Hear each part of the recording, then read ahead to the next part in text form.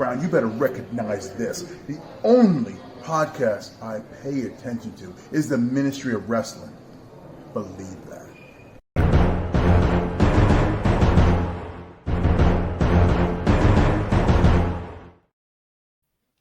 All right, it's Big Tone in the zone, and I'm here with the ultimate finesser, reigning champ Simmzy.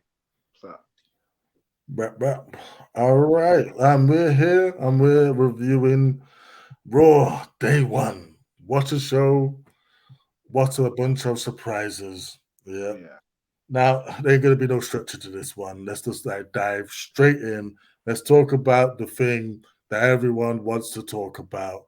We witnessed it, yeah.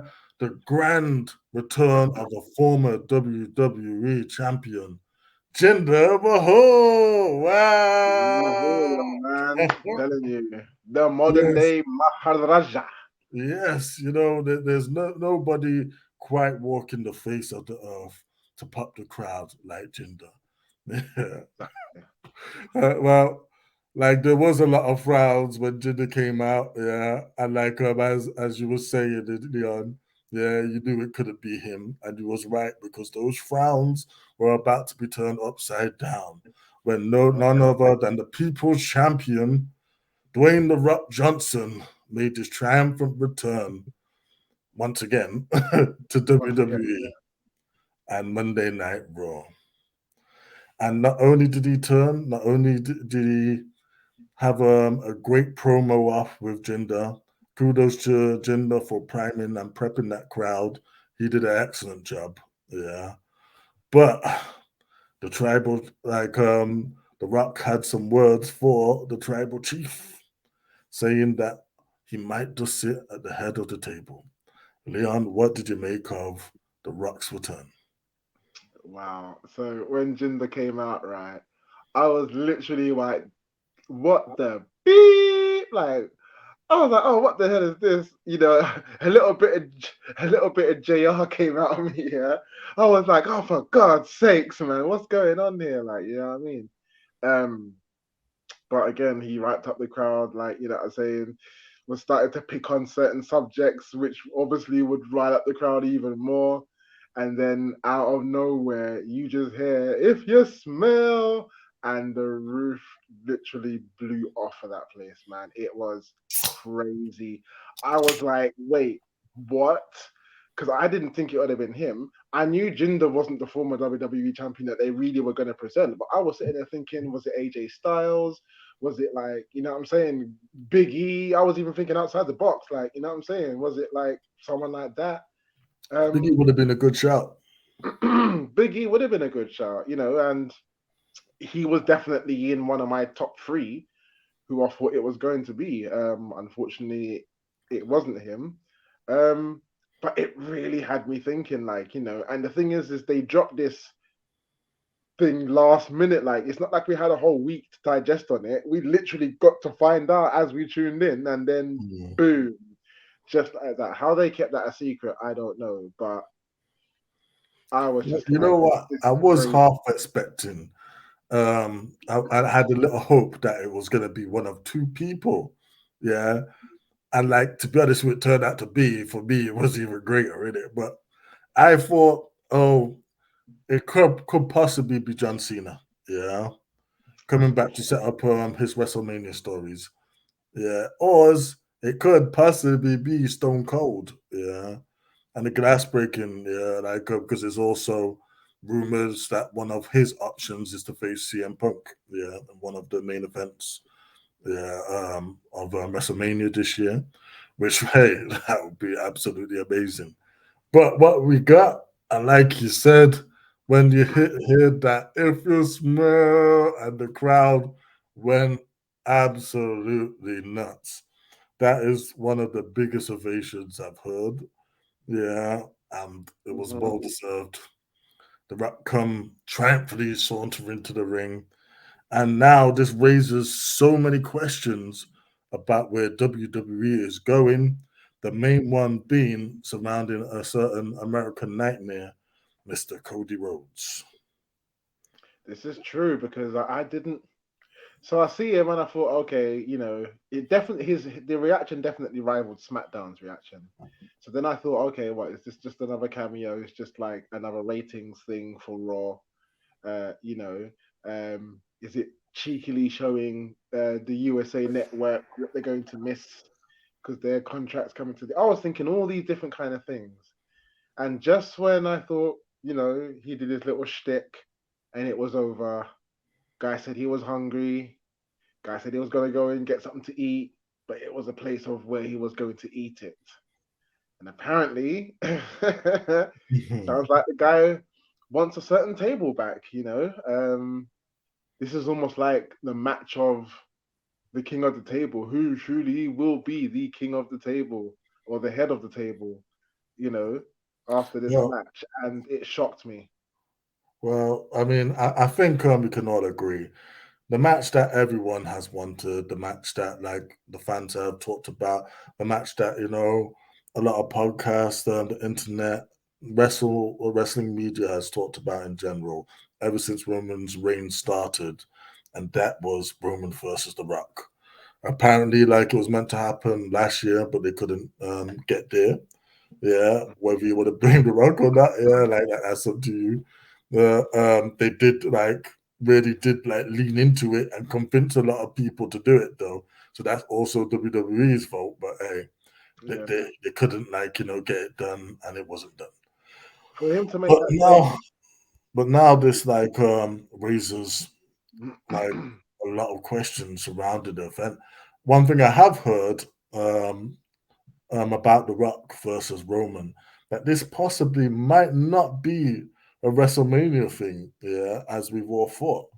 Yeah, because again, Elimination Chamber this year so happens to be in Perth, Australia. Yeah, and there's rumored to be a good 75,000 fans or something like that. Yeah, which is WrestleMania like in itself. So if that is the case, then hell, they could easily do Rock versus Roman at that Elimination Chamber, and we can still have Cody finish the story. What's your thoughts on that? Yeah, I've been hearing certain rumors that Australia are in huge demand of The Rock, so there could be the possibility that we see him before WrestleMania. I mean, the very fact that he mentioned that he wants to sit at a certain table means we're gonna probably see a lot more of The Rock now, and obviously they may be a couple of flagship show ups on SmackDown, which is currently where Roman Reigns is at, building up to Elimination Chamber, and then obviously there's the Royal Rumble and then WrestleMania itself. Is he going to be in the Royal Rumble, or is he going to have a singles match with Cody Rhodes probably? Is WrestleMania going to be a triple threat? There's all these questions, as you said, Big Tone, where they are going with this now that The Rock is in the picture. Exactly, and again, I do like the position that WWE have got themselves in because they've got options. Yeah, Yeah. because yeah, they've got the two nights of WrestleMania, two main event slots. Yeah, they've got they've got four major stars. Yeah, so hell, five major stars now. You can slot into any of those positions. Yeah, on night one, I think it's a shoe in we're probably going to be getting CM Punk versus Seth Rollins. That is like the match they've been building. Yeah. However, like I said before, the rumors are it could be Stone Cold versus CM Punk that frees up um, Yeah. like Cody to do his thing against Seth. Because again, he hasn't. That wouldn't be finishing the story, but that would be another story, as you said. And to be honest, those two do have unfinished business, Unfinished business. Yep. and Correct. also these are the top guys.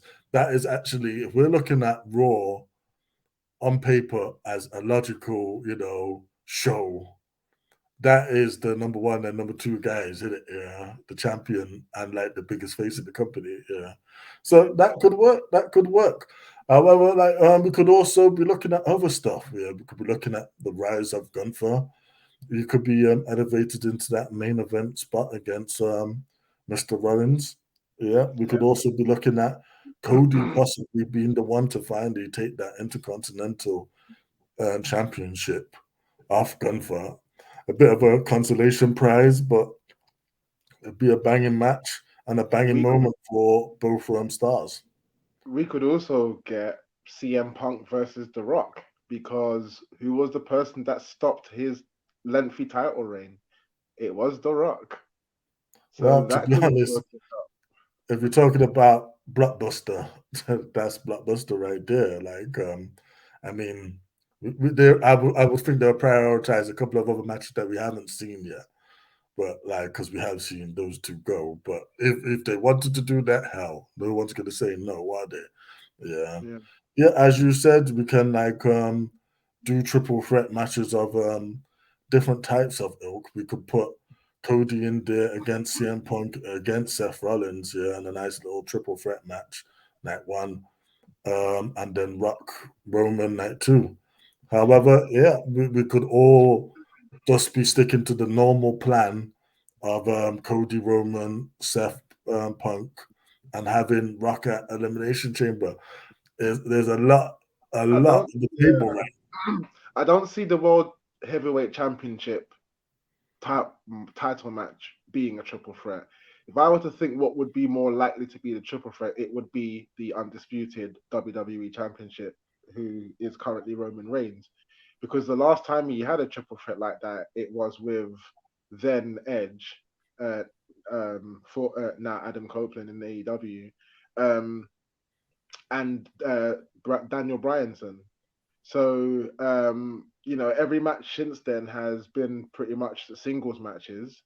So it could come around where, because this is the thing with with both these titles at WrestleMania, one is always it's always expected that one match is going to be a singles one-on-one match, and the other one has always had a high possibility of being a triple threat. And if I were to think what match would be more of a triple threat for WrestleMania in Philadelphia, it would definitely be the undisputed WWE Championship. No, I think that headline wise, yeah, the biggest belt in the company is Roman's belt. And one on one, yeah, it's a blockbuster match. And if we're involving Rock in any of those matches, yeah, that's got to be one on one, because you need to see in the big capital letters Of course, Roman versus Rock, or of course. vice versa, whatever. And there's also a story Or to be even if told as it's well. Cody, yeah, Cody versus Roman 2, or whatever the hell they're going to call it. Yeah, now I feel you can do the triple threat with the World Heavyweight title or a night one match, but I feel that their second match, even though, like you said, they've done it before, but that was when Roman was only like, well, I think it was like a year into his reign when he beat Bryan and Yeah. Edge. Edge, Yeah, Edge, yeah. no, but there's a lot they can do, and there's also we've got to not forget about Mr. Priest and his briefcase knocking about as well. Yeah. Yeah. You know what? I think like the perfect cover would be, obviously with that title being on the line, like the split face. So half the face of Roman and half the face of his opponent, whether it be Cody, whether it be The Rock, you know, with a little picture of Damien with the Signor in the bank, letting you know that there could be a possibility, like, you know what I'm saying? You don't know. Or even just the two main eventers, really, like, but or yeah. it's like an unprecedented move. Hell, the undisputed title might not actually be on the line, because I have had this thought, yeah, and it would Right. fit storyline wise, yeah. If you don't want like Roman or The Rock, yeah, to have a definitive win against each other, then there's something that you could do, which is quite simple, but would make everyone happy. You team up Roman with Solo Sequoia to take on the team of The Rock and his tag team partner, John Cena. A match that's already sort of been set up, because Solo just annihilated John Cena. So Like whatever bloodline shenanigans you can do, you can have them beaten down like on The Rock, and then Cena comes to make the save. Massive blockbuster match, like set up. Yeah, Oh, I would definitely. think. I don't know. Is that match even bigger than Roman versus Rock? Yeah, like because you got the two movie How, stars, Cena how and Rock. about how about John Cena as a special guest referee? Oh, they could do that. Like if you're talking about blockbuster, why not involve him in that like capacity? But either way, I'm just happy because they have a lot of scope and there's a lot of intrigue as to where they go moving from now to the Royal Rumble. Yeah. Yeah. Speaking of which, man, they got me, man. I gotta admit, WWE, you had me.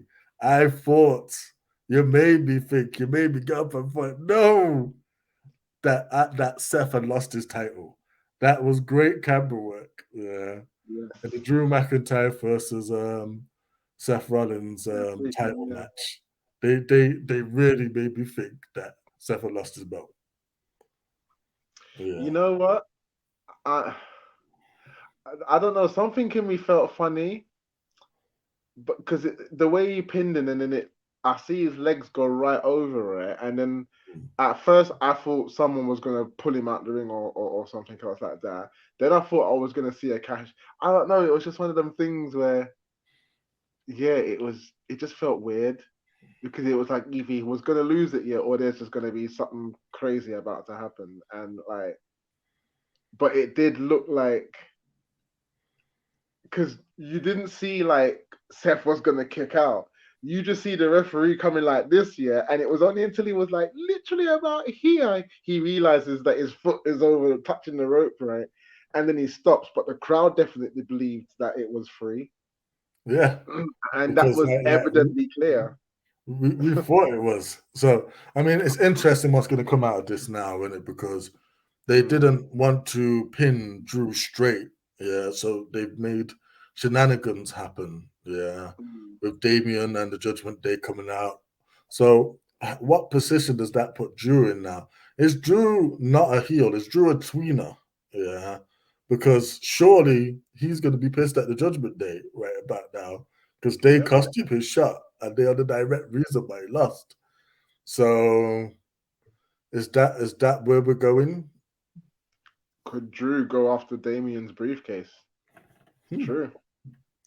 Well, could he just go after the Judgment Day in general, try and take him out, be their little hitman? Maybe that's their WrestleMania story and feud. They've angered Iron Brew Drew. And like he's gonna do his thing. Yeah, I could see because I said to myself, okay, now that this has happened, when's the next time you think Drew's gonna get a title match?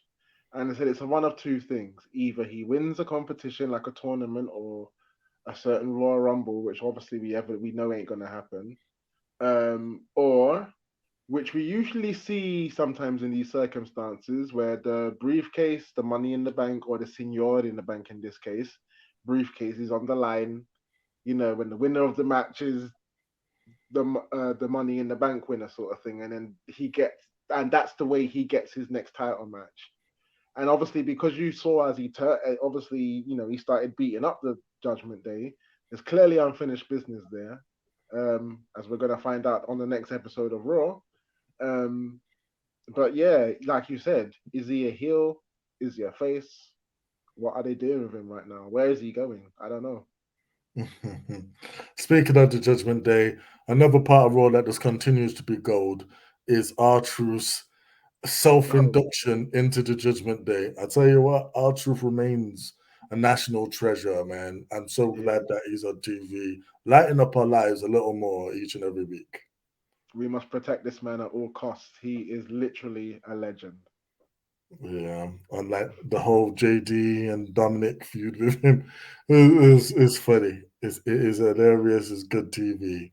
And Well done. uh, on top of that, I also loved the HPK and Nature Boy reference he made in that match as well. That was also a nice little touch there, which just goes to show how incredible our truth really is, man.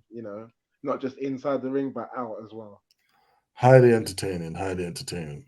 Another aspect of Raw that was highly entertaining for me was Nia Jax versus Becky Lynch with a shock ending that I was not expecting. And to be honest, was actually, I had to give them a bit of an ovation for, man, because damn, Becky put over Nia strong. Not only that, but like it was literally like That thump. a- it was like a Nia Jax Yukon, boy. Like I was like, wow, wow, like you know what I mean? It was like a, you know what I mean? Nia Jax uppercut, like That was one literally. of those Mortal Kombat uppercuts, didn't it? Yeah. Then afterwards, it was like finish her, and she did. Even left it there for momentum. Like I was like, wow. And then Oh, obviously, like oh. the aftermath again. Now this is the second time in history that Nia Jax has punched Becky in the face and bloodied her. And because of that, you know what? I had the utmost respect for Becky because Rebecca, you are tough. You are tough as hell for you to Mm-hmm, willingly say, "Yeah, I will take that punch. Yeah, mm-hmm. it's no problem." She took it. Yeah, she took it like a champ. Mouth for bleeding and everything, man. I'm like, damn. But again, I'm intrigued because obviously, like, Naya is more than likely going after Rhea. Yeah, maybe as soon as Royal Rumble. Yeah, like that's the only logical place she can go from here. I suspect Becky is in with a strong chance of winning the Women's Royal Rumble and going to face Rhea at WrestleMania because those two have been actively avoiding each other, and that's the biggest women's match on Raw at the moment. So it'll be interesting to see what we do. Do we have a little road for redemption story in it for Becky as she's just got her ass kicked spectacularly on Raw? Yeah, so it'll be interesting to see where they go here. Yeah, What do you think's next for Nia and Becky? it's quite interesting. I mean, kudos to Becky for putting her over. If you're gonna give a push, who better to beat than a former women's champion, really? Um, it was a very interesting match again. It told a brilliant story. Obviously, they have history because that was the first time since that punch that they've actually faced each other in a competitive match. So it made it interesting, and yeah, it was. I was shocked at the result actually because I actually thought that Becky was going to win, and obviously in that situation, it would make Nia Jax that much more of a threat. You know, Becky wins and then she just beats the what out of her. And then obviously just you could still make her look strong, sort of thing. But instead, she Nia Jax beat Becky, which gives her now the credibility to go after someone the likes of Rhea. Um, so yeah, it was quite interesting, quite shocking for me to be fair, but interesting at the same time. Um, none, yes, I can also see Becky going into the Women's Royal Rumble. Um, but however, I don't think we're going to see a win. I don't know why, but I think Jade Cargill might have something to say Oh, about that's a excellent call. And to that. be honest, there'll be no better time than to bring her in and shoot Saying her say, right to the top. saying that, although that may happen, Jade Cargill might not also win, but as we all have seen in the Royal Rumble, there are also stories that can be told during that match that leads on to WrestleMania. And who knows, we could get Becky versus Jade at WrestleMania. You don't have to have a title for that match. The match in itself, It's huge. you know. But then another huge, both figuratively and literally, is Nia versus Jade. Yeah, and then I'll give you another one as well. You could have Jade versus Bianca. Well, that's the dream one. I think they're saving that for us, like for one of the big pay-per-views. We're gonna get that one day. Yeah. Okay. Hey, it might be this year. We'll see. Yeah, Yeah. we will see. As for Naya, you know what? I'm sorry to say this. I can see her, getting a match with Rhea. but I don't see her beating Rhea. You Oh no, know, she's not beating Rhea. Rhea is I don't, bulletproof right I about don't. now. You know, it's good she got that credibility after beating Becky, but I think after that the bus stops here. You know, that's it. I don't see her.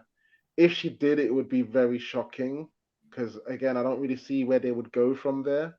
Um, Apart from the obvious, you know, dominant champion who's going to beat her sort of thing. But we already have that in Rhea Ripley, so it'd just be a waste of time.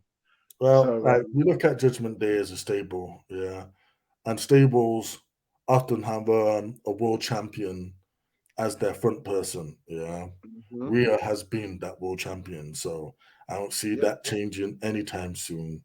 And the me only neither. person, credible person on Raw, I see dethroning her is Becky Lynch. Yeah, so we'll see. We'll see what happens. Yeah. And you know what? Yeah, I'll throw another one out there. Imagine Rhea versus Jade. Yeah, hey, that would be the typical top to to stand on business again, like two actual dominant goddess looking badasses fighting each other. Hey, you can't ask for much better. With Nia, I don't think. What did you think of that little montage they had in the women's tag? Yeah, with what who are the who are the women tag team champions? What are their names again? Oh, card Casey. Oh my God, KD Carter and oh my God, I can't even. Is it KD and KC or something like that? KT and KC or KD? You see, I wish they actually had a name, yeah, because it's hard to remember the names individually. But yeah, do you see that little segment with Chelsea Green, Piper Niven? What did you think of that in the clip? I don't think I even remember that, to be Oh, fair. you see, you took a bathroom break in there. Probably did. I Yeah, thought that was interesting, but like, look, it's high time we start messing about and just put those tag belts on Zoe Starks and Shayna Baszler, man. Like, that's a legit tough team. Perhaps you're building towards that, yeah, but they are the only real viable people who I see for that those titles. definitely. And you know, it makes those titles interesting. You know what? I will give Chelsea Green and Piper Niven their dues. You know, Much more better than we thought they was going to be. they very yeah, they impressed me. You know, during their title run. Um, you know, and it carried them far as well. So like, you know, that was interesting. But now we need to see like the badass sort of side of the thing, you know, whereas where they literally go around, you know, bullying the women's division just for the sake of beating people up, but just putting the titles on the line at the same time. Just so happens to be on the line at the same time as an excuse to beat them up. But yeah, I think that's a good call. And you would get a lot of people invested not only in the tag team, but the tag team division and the titles in itself as well. So yeah, Mhm. good call. Yeah, and as we've seen Baszler and Story just beat up Tegan and what's it, Natalia, yeah, like it was nothing. Yep. So, damn. I tell you what, I worry about poor Tegan Knox. I just feel like I don't know why she's on TV. Yeah, and Because that's not her fault. Yeah, that's WWE's fault. Yeah, she's just coming out. What is her character? What's her story? Yeah, I'm not. I don't get it. Yeah, I don't see what she meant to be a scrappy underdog or something. Where she's not seemingly in those storylines.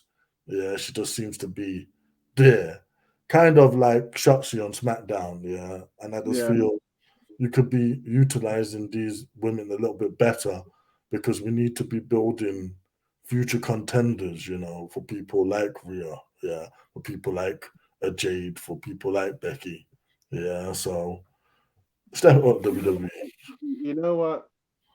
If she's due for a heel turn, it would make sense. But if not, yeah, they are underutilizing her, and she deserves better, really. Well, bring it's not even a heel, just a character. Yeah, let's have something. Let's put something to her to make her interesting. Yeah, Yeah, because at the moment it's just it's not. What did you think of Shinsuke's little video for Cody? Yeah, didn't appreciate being sprayed with tomato ketchup at the end. No, I'm joking. But yeah, in interesting, but I thought it would have come to its culmination, in the previous match, but obviously it ended by disqualification. So obviously it was bound to take a step further into this interesting rivalry. Um, Makes it interesting, makes it intriguing. Because really and truly, Shinsuke actually got the tools to get the job done. I think he is capable of beating Cody, but at the same time, it just seems like another hurdle that they're putting in front of Cody to get over and, before he and gets his and that wish. exactly entails what this feud is about. It's just another filler stopgap, yeah, to like basically give Cody something to do. The number one face, like in the company, yeah, like Sports Illustrated number one wrestler of the year. Like Mm. this is him, doing his business, and I think this is Shinsuke's role now. He is filler for main eventers. Yeah, You know what? I think this match is like the setup to the change in the demeanor of Shinsuke Nakamura. So he's he's already met, changed his demeanor. He's already changed it, and it's got nowhere. yeah, but he's like got a step darker now with Cody, if you see what I'm saying. Mm. Um, and what I mean by that is like you've got this, so you've got like okay, the darkest version of Shinsuke that we've had so far, like because yes, he's been heel, but he wasn't that dark, like you see what I'm saying. Now he's like, I don't know, man. He did kind of try and cripple Seth Rollins. I mean, I know there was like Shinsuke low blow Nara, no low blow Mora, sorry, but like I think for me it's the darkest we've ever seen him. So obviously this is like the setup. Um, but Cody will still beat him. But then I think the next step for Shinsuke after that, I think will eventually be CM Punk because everybody thought that that was the match that they were going to see. Yeah, but it just turned out to be Cody Rhodes. But I think that match may still kind of take place somewhere And, down the line. and and I actually agree with that. But again, that lends to my point. Yeah. Basically, Shinsuke Nakamura, bless his heart, yeah. He is the filler for the main eventers. He is, as you would say, he is the poshest of posh jobbers, yeah. Because he's being featured in prominent roles that like Mhm. a lot of people on the roster would kill for against these top names in the company, but he's not beating any of them. And Yeah, he's yeah, not going to beat any of them. and it kind of reminds me of how they underutilized Samoa Joe. They're kind of underutilizing Shinsuke the exact same way, and 100%.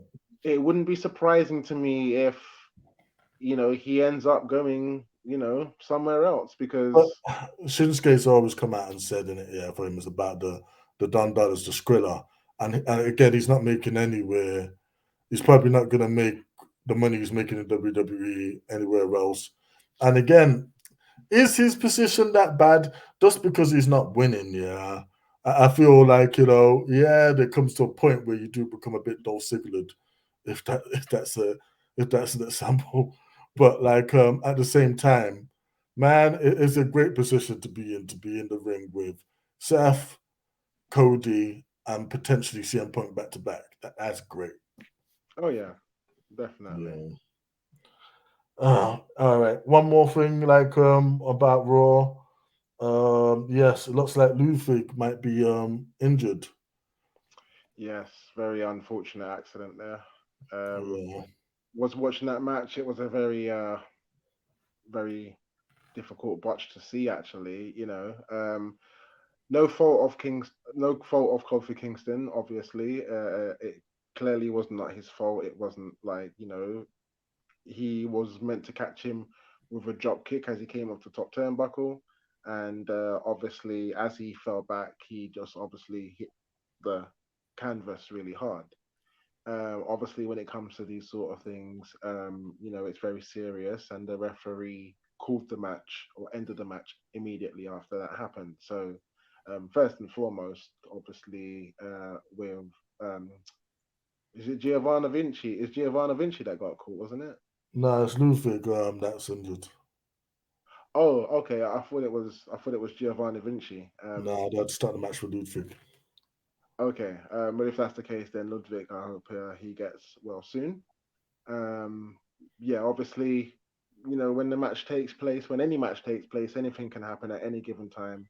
Mm. They put their bodies on the line 24/7, and it was just unfortunate that he was caught at that unfortunate moment. Mm. So yeah, if anything, just get well soon, and yeah, get back soon too. Thoughts and prayers go out to Ludwig. Speedy recovery. I hope the injury ain't too serious because Imperium is gonna look weird with just two people.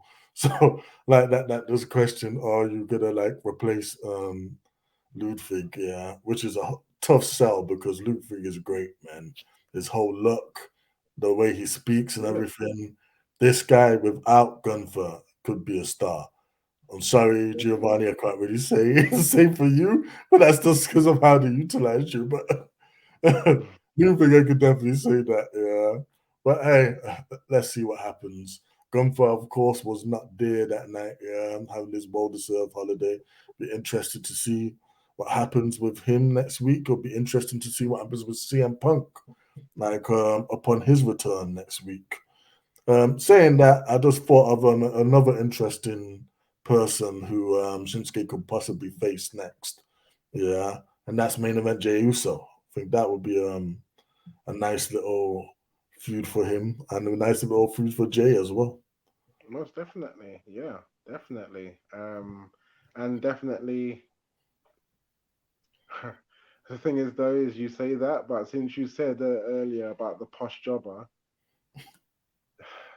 again, that would probably be another easy match to predict. I'm sorry, but you know, It breaks my heart to say that, yeah. And like that you say that is true, yeah. Because again, Shinsuke really, at one time, I remember him coming off fresh off his NXT run. People thought he was gonna be Japanese John Cena, yeah. That's what they thought, and like that's what the position he was in because he was so over. Hell, this man even managed to get himself over again with the Rick Boogs thing. And what did they do? Split him yeah, up, fire Boogs, and just like turn Shinsuke bad. what confuses me is like he's going up against, main event stars here. So much so that they could actually afford the loss if Shinsuke were to win. So like I really don't understand how they've not afforded him the wins. That it wouldn't be weird, if he won those matches, but unfortunately he took the loss. But for me, it just doesn't make any sense. The people he's faced, At least let him win by teeth in it. Yeah, at least let him win yeah, by you nefarious means. and this is the thing because obviously, you let him win the match that no one expects him to win, he wins. And then obviously, like usual stories, they get their comeback on Raw or SmackDown, whichever respective show they may be on. Um, but then you can still give him, important wins on certain grand stages, not just WrestleMania, but any PLE or pay-per-view event. Um, and that would be a better way of utilizing him other than him just being this alleged posh jobber. Hmm. All right. So there's one more thing I want to say before we shut this down. Look, Hmm. going back to what we started with, that opening promo, yeah. Well, sorry, that grand promo of Raw that everyone's talking about wouldn't be half as effective if not for Jinder Mahal. Now, for me, I hope this shows you WWE push this man. Yeah, he is a great typical villain. Not Yeah, these like halfway in between people that we think are cool and we cheer for them and everything. He is actually a villain, yeah, and he can talk, he can row up the crowd. Yeah, he's definitely, maybe so in the ring, but he's a great foil, man. I say give Jinder his day, man. Yeah, like at definitely. least insert him into the same role as Shinsuke and have him be that, push jobber like to the main event stars, I feel like he could do very well there. Yes, definitely. Definitely. Yeah. Okay. So marks out of 5 for Raw. Marks out of 5. Well, definitely delivered in some surprising ways. Obviously, it was unfortunate to see the injury from there, but out of 5, I'd give it a solid 4 because there were some very shocking points, and obviously the crowd reaction is evident to that. Okay, I mean, like, we did have an absolutely banger of a match between Seth and Drew on there, an all-time classic moment with The Rock. Yeah, so Nia Jax and Becky Lynch as oh well. yeah, that's sorry, two bangers of a match with a surprising Banger. end. Yeah. As for the rest of the card, it was okay, so. I'm gonna give it a 3.5. Yeah, like Yeah. it was a good show. It was above average. Yeah, so hey, well done WWE. Well done. Yeah, I agree. Okay, well, this is Big Tone coming out the zone. Yeah, well, this is the ultimate Vanessa Simsy. All right, don't forget to like and subscribe and look out for our videos. Yeah, hopefully I have them up side to side.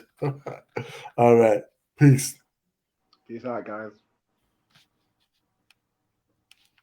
What's the Ministry of Wrestling podcast?